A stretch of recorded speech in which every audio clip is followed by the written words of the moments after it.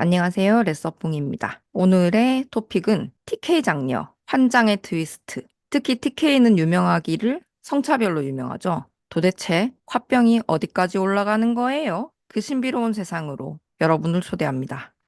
제가 40대 중반이고요. 오늘 초대한 수러너님이 20대 후반이시죠. 그동안 이 세월이 가는 동안 뭐가 얼마나 변했을까요? 변하긴 한 걸까요? 궁금하니까 얘기를 먼저 들어보도록 하겠습니다. 수러너님 소개해 주세요. 네, 안녕하세요. 저번에 레서뽕님께서 녹음하신 그 K 장녀를 보고 나서, 내가 정말 TK 장녀의 대표로 이렇게 나와도 되는 것인지 많이 의심을 했습니다. 경상남도에서 장녀 대표를 맡고 있는 소라나입니다. 반갑습니다. 짝짝짝. 반갑습니다. 아, 네.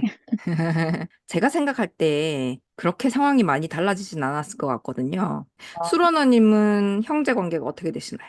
남동생이 한 명 있습니다. 제가 첫째고요. 그리고 네. 저는 친가와 외가를 통틀어서도 친척 오빠가 딱 한 명밖에 없는 정말 장녀 중에 장녀라고 할 수 있습니다. 남동생하고 나이 차이는 어떻게 나요? 남동생이랑 3살 차이가 나요. 지금 남동생은 다시 대학교를 들어가서 2학년을 하고 있고요. 저는 이제 같은 아니지만 한 3년 차가 되는 직장인입니다. 네. 3살 차이면은 가장 누나 동생의 차이를 많이 느낄 수 있는 나이인 것 같습니다. 그렇게 다들 말씀하시는데 저는 남들이 보시기에 그래도 어떻게 남매가 저렇게 사이가 좋을 수 있나 신기해 하실 정도로 제가 남동생을 좀 살뜰살뜰 챙기는 편이긴 하거든요. 놀랍게도 저도 1살 차이 남동생이 있는데 네. 사실 남동생하고는 사이가 좋아요. 근데 아, 문제는 남동생하고의 사이가 문제가 아니라 성장을 하면서 이 남동생 대비 내가 받은 대우가 사실 좀 서러운 게 많잖아요. 말도 못하죠.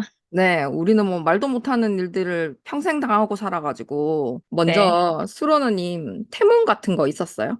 태몽 저는 외할머니께서 하나 꼬셨는데 논두렁을 가는데 갓난 아이가 울고 있었대요. 그래서 음, 그대로 두면 호랑이에게 분명히 잡아먹힐 것 같다 해서 데려오셨다고 합니다. 어, 그래서인지 8개월 음. 만에 태어났고 태어나자마자 좀 생사를 왔다 갔다 했어요. 커 오면서 들은 소리가 너는 뭐 태어났을 때부터 돈을 많이 깨먹었다. 뭐 처음 친할아버지께서는 저를 딱 병원에서 보자마자 아유 저거 인간 구실은 하겠나라고 말씀을 하셨다고 하네요. 이거 지금 되게 놀라운 게, 저도 좀 빨리 태어났대요. 태어나자마자 좀 애가 몸이 좀 안 좋으니까, 저거는 딸로 태어나가지고, 태어나자마자부터 고생이라고, 그러니까 음, 아기가 고생이 아니고, 어른들이 고생이라고, 그렇게 구박을 했다고 그러더라고요. 제 네. 태몽이 유채꽃이 반짝반짝하는 유채밭을 봤다고 그러더라고요, 엄마가. 그래서 딸인 걸 알고 있었다라고 얘기를 해서, 그래서 안 낳으려고 했는데, 그 전에 이제 뭐 둘인가 그 이 돼가지고 얘를 안 낳으면 그 다음 애를 낳을 수가 없다 그래서 저를 낳았다고 하더라고요. 어쩔 수 없이 태어났죠. 태어난 게 아버지랑 어머니께서 연애 결혼이 아니고 맞선처럼 이제 결혼을 하셨대요. 그럼 급하게 하셨다고 들었거든요. 아빠가 친가에서 첫째고 어머니도 첫째 딸인데 이제 첫째끼리 만나가지고 급하게 결혼을 시켜야 되고 친가 쪽에서는 이제 삼촌이 결혼을 하려고 대기 중인 상태인 거예요. 그래서 둘째 결혼시키기 전에 그래도 첫째가 먼저 가야 되지 않겠냐 해서 급하게 결혼하고 저는 뭐 남자이고 여자이고 일단 가릴 거 없이 생기는 대로 나아지긴 했습니다. 우리는 사실 되게 서글픈 얘기를 가끔 하는데 그럴 네. 거면 낳지 말지 이런 얘기도 사실 할 수밖에 없는 상황이 좀 많기는 했었어요. 특히 사춘기 때 그런 말을 많이 한 것 같아요. 왜 낳냐고. 그 수로나 님도 저하고 이제 뭐 세월이 좀 달라지긴 했지만 그 동네가 워낙 변하는 게 없어서 네. 어릴 때부터 좀 불임을 많이 당하지 않았어요? 불임 많이 당했죠. 외가도 그렇고 친가도 그렇고 이야기를 하다 보면 정말 끝도 없이 나올 것 같은데 지금 기억이 나는 거라고는 친가가 가부장적인 느낌이 좀 강해서 제사가 제 기억으로는 1년에 한 대여섯 번? 음, 명절을 제외하고 대여섯 번 정도 그쵸, 있었어요. 그쵸.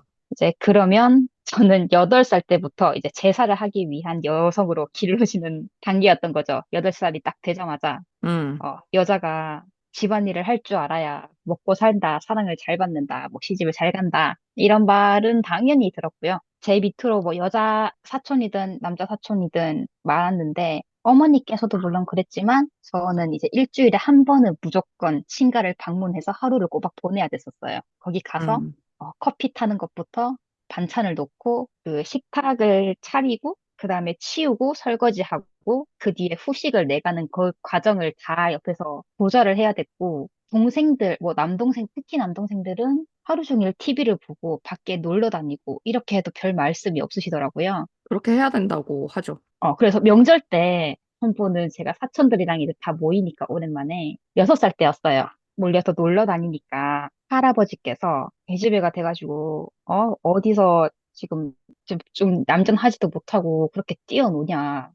이랬던 기억이 있거든요. 억울해가지고, 사촌 오빠도 7살인데 저보다 1살 많은데 저렇게 뛰어놀고 하잖아요. 이렇게 말대답을 했었어요, 나름. 음, 음, 음. 근데 사촌 오빠는 남자 사내니까 괜찮은데 너는 여자애가 그 방정치 못하게 말대꾸도 하고 버르장머리 없다고 막 욕먹었던 기억이 있거든요. 그러니까 되게 신기한 게 기집애 저거 어디 쓰냐, 기집애를 어디다 쓰냐 이런 얘기를 되게 많이 들었는데 반면에 사람 손이 필요한 곳에 쓰려고 하면은 꼭 내 손을 찾더라고요.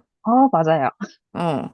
쓸만하면은 그러니까 등글개처럼 쓰고 그리고 평소에는 쓸모 없으니까 공부도 시키지 마라. 뭐 이런 얘기도 되게 많이 듣고 그리고 뭐 밖에 나가서 이제 뭐 대회 같은 데 나가서 상 받아오면은 되게 쓸모없는 짓을 한다. 이런 얘기 되게 많이 들었던 것 같아요. 그 저희도 집이 시골에서 좀 약간 종가 같은 곳이라서 제사도 많고 뭐 차례도 거하게 지내고 또 앞집 옆집 계속 다니면서 작은 집 가서 뭐 차례 지내고 뭐 제사 보고 뭐 다 했는데 그럴 때마다 이제 손 없으면은 작은 집도 불려가고 그 원래 큰 집에서는 그냥 상 차리고 뭐 차례 보고 뭐 하는 것도 다 일을 해야 되고 뭐 그런 식이었죠. 그리고 이제 남동생은 그냥 정말 말도 안 되는 칭찬을 되게 많이 받았어요. 쟤는 뭐 머리가 커서 똑똑할 것 같다. 얘는 뭐 이래서 좋다, 저래서 좋다, 막 이런 얘기를 하는데 저는 똑똑해서 쓸모없다고. 여자가 똑똑해서 쓸모가 없다. 뭐 이런 얘기를 되게 많이 들었었던 것 같아요.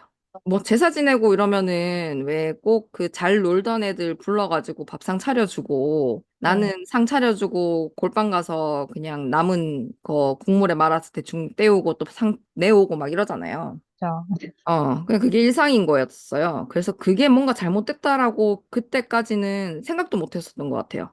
네, 서부님네는 그러면 남녀 따로 상차림을 했었나요? 네, 상은 당연히 따로 차리는 거였고, 그 애들도 이제 남자애들 같은 경우에는 거기서 같이 먹는데, 여자애들은 부엌에서 일을 해야 되니까 밥을 같이 못 먹죠. 타이밍도 저희 달라지고, 반찬도 달라지고. 저희도 그랬습니다. 남녀 따로 상차림, 부상을 가득 차려서 남자들이 일단 먼저 먹어요. 여자들은 거기서 이제 국 가져다 주고, 반찬 더 갖고 와라 하면 가져다 주고, 뭐 음, 물이나 식혜 이런 것도 갖다 주고, 그러고 나서 다 먹으면 이제 거의 남는 반찬들이 없는데, 거기서 국이랑 밥만 새로 퍼가지고 남은 것들로만 밥을 먹었던 기억이 있습니다. 그리고 당연히 음, 치우는 거는 여자들이 이제 시작을 하죠. 남자들은 또 음. 그때 보면 TV 보고 놀고 있고. 그 술상 먹으라 그래요, 또. 그럼 술안주를 또 따로 차려주고, 남은 밥 먹고, 뭐 설거지하고 치우고, 뭐 그런 일이 다반사였는데, 그러다가 제가 한 열 몇 살 때 정도 됐을 때, 제가 이제 아버지가 막내라서 사촌 오빠들하고 나이 차이가 좀 많이 났거든요. 근데 사촌 오빠가 저한테 물 한 잔 가지고 오라고 했었던 거예요. 그래서 제가 떠다 먹으라 그랬어요. 떠다 먹으라고 했더니, 그러니까 친척 다른 분이 정말 화들짝 놀라면서 자기가 떠다 주더라고요. 그게 정말 큰일 날 일인가 봐요. 그렇게 하면은. 물을 직접 떠다 먹으면 안 되나 봐요. 좀 재밌었던 게, 왜 뭐, 남자가 채신머리 없이 주방에 들어간다고, 우리 아버지가 좀 잔소리를 들었던 게, 아버지는 막내 아들인데, 아버지는 또 의외로 주방 일을 한다든지, 뭐, 바느질을 한다든지, 이런 거를 또 마다하질 않았거든요. 그래서 아버지는 주방에 들어와 있어요.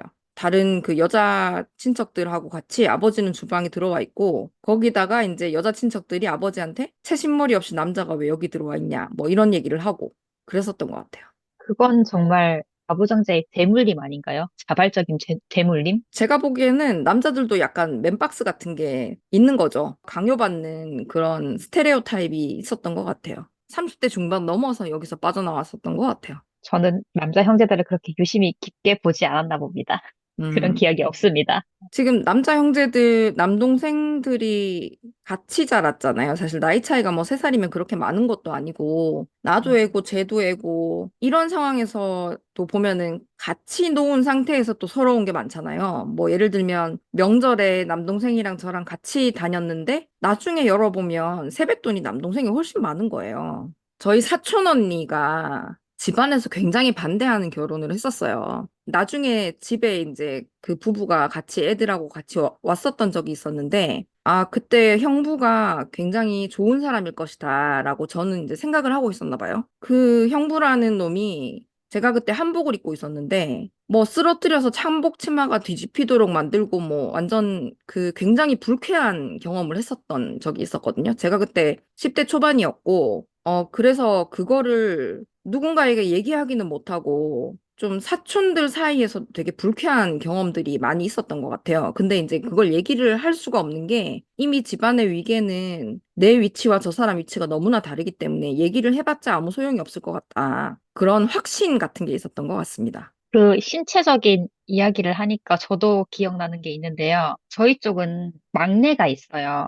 음. 막내 남동생이 저랑 거의 한 9살, 10살 차이가 나거든요. 그 막내 남동생 둘이서 장난치다가 옆에 있던 제 눈을 손으로 찌른 거예요. 사람이 눈을 찔리면 눈물이 나는데, 이제 그걸 옆에서 보시고는 그냥 누나가 되어가지고 동생들이 놀다가 눈 좀 찔렸다고 그걸 질질 짜냐. 그랬던 적도 있고, 역시 동일 인물인 그 동생들 저희 집에 놀러 왔을 때 어쩌다 그렇게 됐는지 모르겠는데 갑자기 둘 다 제 가슴을 만진 거예요. 그것도 그냥 터치를 한 것도 아니고 정말 움켜쥔 것처럼 만져가지고 그때 상황이 정말 당황스럽고 어쩔 줄 몰라가지고 말도 못했던 적이 있어요. 이거를 근데 털어놨더니 남동생들이 어려서 그랬을 수 있지. 그냥 잊고 넘어가라. 기억이 아직도 좀 생생합니다. 그 어쩜 그렇게 속 좁은 사람들이 이런 상황에서만 그렇게 너무너무 그 자비로운 사람들이 돼가지고 상황에 따라서 되게 놀라웠어요. 제가 사촌 오빠들을 되게 좀 별로 안 좋아했었거든요. 그 어릴 때는 둘 다 솔직히 얘기하면 우리 종손들이 좀 망나니들이에요. 이 망나니들이라서 별로 좋아하지를 않았었고 얘들이 귀하게 자라가지고 자기들 맘대로 뭔가 요구하는 거에 대해서 거리낌이 없더라고요. 지금 20살 되고 나서부터는 저는 삼촌, 고모, 이모들로부터 용돈을 달라고 이제 요구를 받고 있거든요. 지금 주진 않죠. 아, 주고 있진 않습니다. 이렇게 말을 하면서도 그 죄책감이 드는 게 있죠. 그러니까 거기서 벗어나는데 시간이 오래 걸리더라고요. 동생들 용돈, 그 다음에 저희 지금 아까 말했던 남동생, 그 음. 친남동생 용돈도 좀 줘야 네가 누나 역할을 하는 거다. 요구가 좀 많아지네요, 점점. 그러게 지금 또 한창 더 바랄 때기는 하네요. 그죠? 네, 나는 네, 약간 20대. 거기서 이제는 벗어났거든요. 얼른 벗어나고 싶기는 해요. 음. 나 한창 그 30살쯤, 30 좀 넘어갔을 때? 그때 대학원생이라 돈이 없는데 좀 적게 주면 적게 준다고 짜다고 얘기를 하고 뭐 이러더라고요. 그래서 그때 제가 좀 정을 많이 뗐던 것 같아요. 원래 제가 동생들을 되게 좋아하거든요. 근데 그때 그렇게 그 이전에 이제 회사 다니면서 제가 풍성하게 좀 벌고 했으니까 용돈도 넉넉하게 챙겨주고 그랬었는데 대학원생 돼서 이제 용돈을 못 줄 입장이 되니까 뭐 짜다 뭐 돈 안 주냐 뭐 이런 얘기를 하니까 그 뒤로는 정말 주기 싫더라고요. 저도 그런 날이 올 수 있으면 좋겠습니다. 아, 뭐 곧 오지 않을까? 이제 몇 년 와야겠죠? 안 남았어요.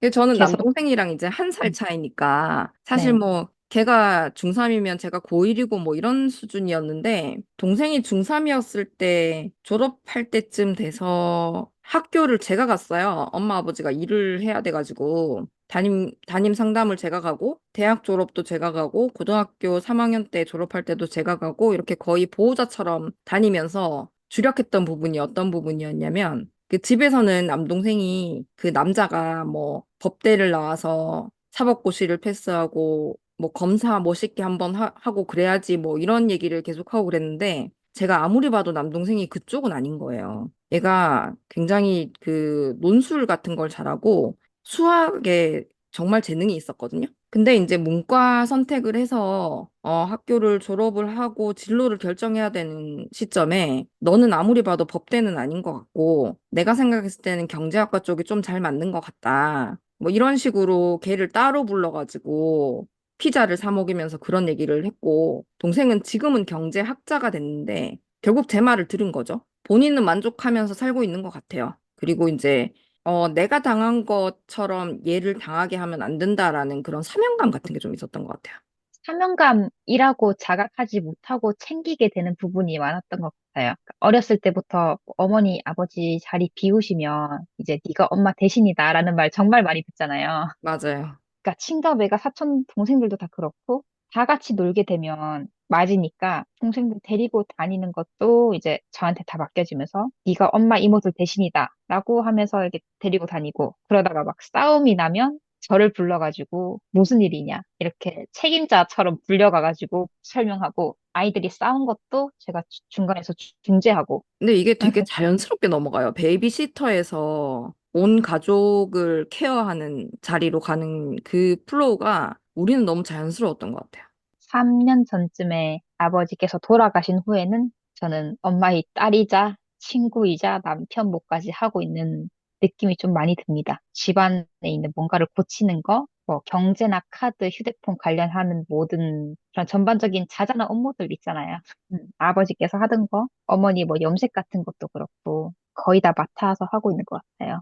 어릴 때 보면 나한테 돈 쓰는 거 왜 그렇게 아까워했는지 모르겠어요. 이렇게 쓸모가 많고 막 그런데 보면 어릴 때 뭐 학원 하나를 가더라도 뭐 그렇게 아까워하고 전 대학 때 그때 너한테는 돈 못 쓴다. 반년만 공부하고 수능 다시 보면 안 되냐. 그러면 동생이랑 한 살 차이 난다 그랬잖아요. 네. 그러니까 네 동생 공부시켜야 돼서 너는 안 된다. 그리고 동생이 또 대학을 다니다가 군대를 가니까 그 너 재수시킬 걸 그랬다. 네가 뭐 어느 학교 어느 학과를 갔으면 나한테 도움이 많이 됐을 텐데 이렇게 또 아쉬워하고 그러니까 항상 이게 우리는 그냥 쓰임이지 않았나 싶어요. 굉장히 가성비 좋은 쓰임이 있는 그런 종류의 그 산출물 같은 느낌 그런 느낌이 좀 있었던 것 같아요. 저도 연수를 다녀올 기회가 있었어요. 음.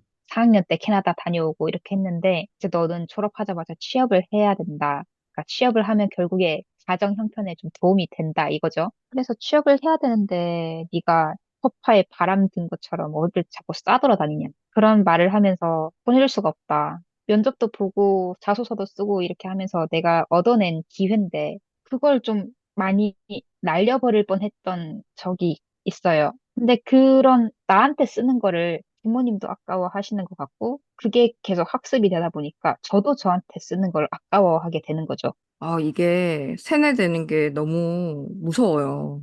맞아요. 음. 그래서 지금도 후회되는 게 캐나다 갔을 때 사실 한 번 100만 원 정도만 더 들이면 오로라를 보러 갔다 올 수 있었어요. 그런 금 같은 기회를. 그쵸. 한국에서 가면 거의 1,000만 원 가까이 들어야 된다고 들었는데, 그쵸. 그럼 100만 원만 들여가지고 갔다 오면 갔다 올 수 있는데 이렇게 주변 친구들이 다 갔다 오는 동안 저는 그 100만 원이 너무 아까운 거예요. 나는 이걸 조금이라도 아껴서 내 어학연수에 드는 돈을 조금이라도 줄여야 된다. 그래서 한 달에 반값 800불, 그때 당시 800불이 80만 원 정도 되었던 걸로 기억하는데 그걸 다 합해서 한 달에 100불 정도만 쓰자. 친구들이랑 놀러 가지도 않고 그냥 학원집 이렇게만. 그게 참 아쉬워요. 아, 근데 이게 또 졸업하고 바로 취업을 해가지고 제가 그 대기업 연구소에 다니고 있었는데 그냥 뭐 능력 있나 보다 이렇게 얘기를 하는 게 아니고 네가 뭐 여자 주제에 공대를 가서 뭐 뭘 하겠냐 막 그러더니 공대 나와서 연구원으로 취직했더니 네가 공장에 다니면서 어떻게 돈을 이렇게 많이 버냐 뭐 이런 동네에 소문이 나가지고 그러니까 뭘 해도 그냥 가소로운 거예요. 돈 벌면 버는 대로 가소롭고 취업도 저는 뭐 대학 졸업하기 전에 취업을 했으니까 그 집에서 뭐라고 얘기를 할 수 없을 정도로 제가 모든 걸 다 아쉬운 소리가 하기 싫었던 거예요. 취업이 되네 안 되네 그런 아쉬운 소리가 하기가 싫었고 나는 뭐 공부를 다른 걸 해보고 싶고 이런 얘기를 하고 싶지가 않았고 또 생활비를 학교 다닐 때는 받을 수밖에 없는데 책값이 워낙 비싸니까 예를 들면 한 달에 20만 원 이렇게 주면 그걸로 책 사보고 난방비 대고 그리고 돈을 남겨야지 돈을 아껴 써야지 네가 돈을 그렇게 해쁘게 쓰면 되냐 그래가지고 제가 정말 잠을 안 자고 일을 하고 그러면서 돈을 벌면서도 공대를 졸업을 했었거든요. 시험도 많은데 이제 연구소를 취업을 했는데 연구원으로 일하고 있는데 공장에서 일을 한다. 공장에서 일을 하는 게 잘못된 건 아니죠. 근데 공장에서 일을 할 수는 있는데 굉장히 그 공장에서 일하는 사람들을 멸시하는 그런 톤으로 저를 똑같이 얘기를 하고 있더라고요. 그러니까 이런 것들은 그 나중에도 그냥 제가 좀 그냥 웃고 넘어갔었던 적이 있는데 지금 생각해도 화가 나거든요.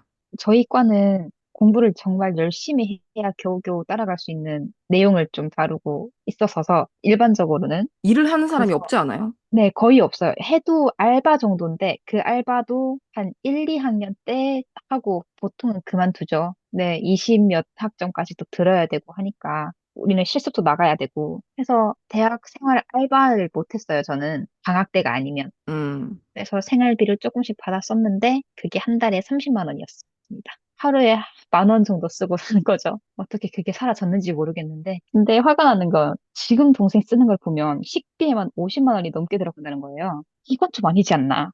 며칠 전에 친구랑 이제 모임을 가지고 다 같이 돌아오면서 과거로 돌아가서 만약에 내가 전공을 다시 선택한다면 나는 뭐 이런 전공을 선택하고 싶다 이런 말을 한 적이 있어요. 저는 이제 해외로 나가서 일을 하고 싶은 생각도 음, 있었으니까, 간호학과나 아니면 아예 정말 공대 쪽, 개발 쪽으로 가서 해보고 싶다라는 말을 했었는데, 역시나 아니나 다를까, 네가 그 힘든 데 가가지고, 특히 외국에서 하면 그 덩치 큰 사람들 사이에서 네가 뭘 해먹고 어떻게 살 거냐고, 쓸데없는 소리 하지 말라. 약간 화 비슷하게 내시더라고요.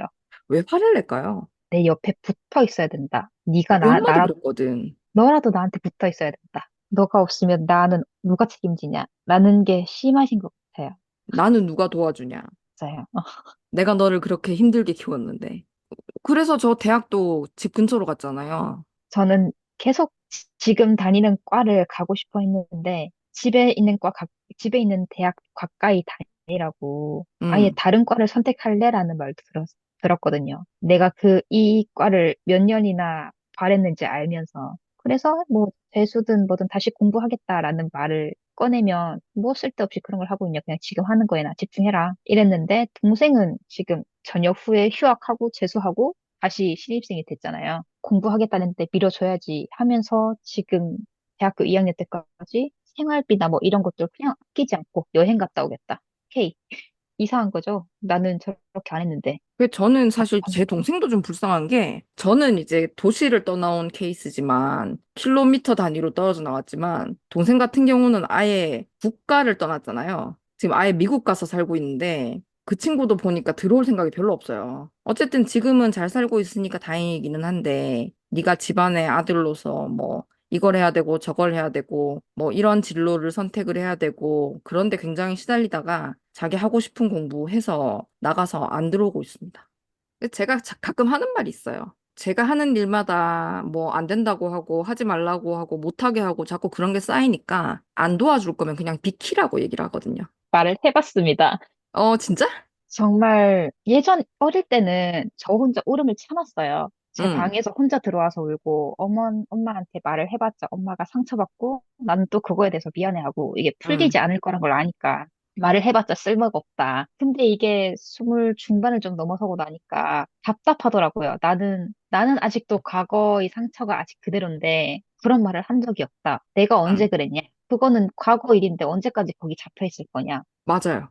네가 예민해서 그렇다. 그걸 꼭 좀 그런 얘기를. 벗어나라. 그러니까 정말 그 울분을 토하면서 집이 떠나가라 소리를 치면서까지 말을 했어요. 그러고 나서는 나중에 말씀하시는 게 이제는 내가 그런 감정을 품을 줄 안다는 걸 아시고 나서는 너는 애가 왜 그렇게 말을 못되게 하냐 돌리시더라고요. 그쵸? 이게 피해가는 방법이 여러 가지가 있어요. 나는 그런 적 없다라고 잡아떼다가 뭐 아무리 그래도 그렇지 네가 나한테 어떻게 그럴 수가 있냐. 이게 또 그 서로 이제 적응을 하는 거죠. 변한 모습에 대해서. 그래서 결론적으로 얼른 독립을 꿈꾸고 있습니다. 빨리 나가야겠네. 제가 사실 지난번에 K장녀 얘기할 때도 그 얘기를 했었던 것 같아요. 경제적인 자립과 정서적인 자립에 대해서 얘기를 했었는데, 수러너님도 지금 독립을 생각하고 계신다고 말씀을 하셨고, 그렇다면 경제적이든 정서적이든 독립을 어느 정도 하면은 벗어났다라고 생각하실 수 있을까요? 사실 꽤 오래 전부터 독립을 하고 싶다고 선언도 한 상태고, 결혼도 하지 않겠다라고 말을 또 중학교, 초등학교 때부터 한 상태고, 그래서 뭔가 심리적으로는 어느 정도의 거리가 생겼다고 생각을 해요. 완전하게 내가, 아, 이 정도면 독립을 했다라고 자부할 수 있는 정도는 어디부터인지는 잘 모르겠어요. 왜냐면은 음, 난 아직도 엄마가 걱정이 되고, 뭔가 내가 잘못한 게 아니라도 미안해지고, 신경이 쓰이고 하는 음, 그 감정에서 마침내 벗어날 수 있는 정도가 어느 정도일까? 이게 참 아직도 고민이 되거든요. 그리고 경제적으로는 제가 돈을 벌고 있긴 하지만 아무래도 불안정적이기도 하고, 그리고 제가 지금 꿈꾸고 있는 독립은 아무래도 애인과 같이 한 독립이기 때문에 지역적 문제도 하나 문제가 음, 생겨서 일단은 제 집이라고 생각할 만한 공간이 있었으면 좋겠다. 그게 뭐 자가든 뭐 월세든 전세든 괜찮으니까 좀 1년 이상 머무를 수 있는 그런 공간? 그게 일단 경제적 독립이 될 것 같고요. 나머지는 걸리는 게 없습니다. 심리적으로는 아무래도 최종적으로 어머니에게서 어떻게 하면 좀 죄책감을 덜 수 있을 정도가 되는가? 어머니가 언제쯤 심리적인 자립을 하고 나도 심리적인 자립을 할 수 있는가? 그걸 깨닫게 되는 때가, 아, 그래도 나 자립했구나, 독립했구나 하는 순간이 되지 않을까 싶어요. 근데 사실 지금 원하는 바는 내가 만든 가족이 필요한 거고, 그리고 나는 정서적으로는 엄마에게 더 이상 의존적이지 않지만 죄책감이 남아있는 상황에서 이 죄책감을 덜고 싶은 거고, 엄마가 나의 쓰임을 잊어주는 것, 이게 좀 지금 좀 중요한 그 숙제가 되는 것 같네요. 맞습니다. 어머니 혼자서도 친구들 사귀고 뭐 취미생활 하시고 저도 간단한 뭐 염색 같은 거라든지 쇼핑 같은 이런 것들은 혼자서도 같이 할 사람을 스스로 찾으셔서 할 수 있으면 좋겠어요. 저도 그럴 테고. 독립된 우리의 가정을 위해서 파이팅! 감사합니다. 파이팅!